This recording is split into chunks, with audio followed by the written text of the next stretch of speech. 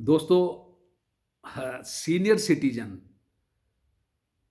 बनने के लिए 60 साल की उम्र बहुत ज़रूरी है और रिटायरमेंट की एज भी 60 साल होती है। तो आज मैं सीनियर सिटीजन, जो हिंदुस्तान के सीनियर सिटीजन हैं, राज्य के सीनियर सिटीजन हैं, उनके लिए एक छोटी सी कविता लिखी हुई सुना रहा हूँ। दोस्तों, रिटायर आदमी को सब फालतू समझते हैं। वे छोटी छोटी बातों में बार बार बमकते हैं। बात करो तो अपनी ही हाँकते हैं। मैंने ये किया, वो किया, यही फांकते हैं। पत्नी कहती है, दिन भर कुर्सी तोड़ते हो, मोबाइल में आंखें फोड़ते हो, जाओ बाजार से कुछ सामान ही ले आओ। बहू कहती है, मुन्ना रो रहा है, उसे घुमाने ले जाओ।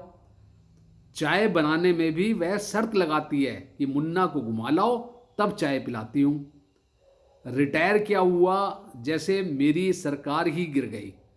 7 जन्मों की साथी पत्नी भी रूलिंग पार्टी से मिल गई। टीवी देखता हूं तो बच्चे रिमोट छीन लेते हैं। कार्टून चैनल देखकर आस्था लगा देते हैं। हम आस्था लायक हैं, यह कैसे जान लेते हैं। एक पैर कब्र में गया, यह कैसे मान लेते हैं। लेडीज जिम्नास्टिक देखता हूं तो लोग मुझे देखते हैं, जैसे कहते हो बूढ़े हो गए मगर अब भी आंखें सेकते हैं। एक दिन नाती पूछ रहा था, दादाजी आज पेपर में कितने ऐड आए हैं। मेरी अनभिक्षता पर बोला, मम्मी तो कहती हैं आप पेपर चाट जाते हैं, इतना भी नहीं मालूम तो सिर क्यों खपाते हैं। योगा करता हूं तो कहते हैं मरने से ऐसे डरते हैं जैसे दुनिया में कभी किसी के बाप नहीं मरते हैं। मैं कहता हूं अरे भाई अभी रिटायर हुआ हूं, कुछ पेंशन तो खाने दो। बेटा कहता है मूलधन तो ले ही लिया, अब ब्याज तो जाने दो। सोचता हूं रिटायरमेंट के बाद ऐसा क्या हो जाता है, ऑफिस का बॉस घर की जगह ही नहीं पाता है। उसकी सलाह मशवरा निरर्थक हो जाती है। उसके बोलने पर क्यों घर वाले झल्लाते हैं। चाहता हूं कहूं घर का मुखिया ना रहा ना सही, एक सम्मानित सदस्य तो बने रहने दो। न सुनना हो तो मत सुनो, मगर बात तो कहने दो। बोलने की आदत है, धीरे धीरे छूटेगी। स्वयं को सब कुछ समझने की धारणा धीरे धीरे टूटेगी। कुछ समय के बाद मैं भी बालकनी में बैठा चुपचाप सड़क की ओर देखूंगा।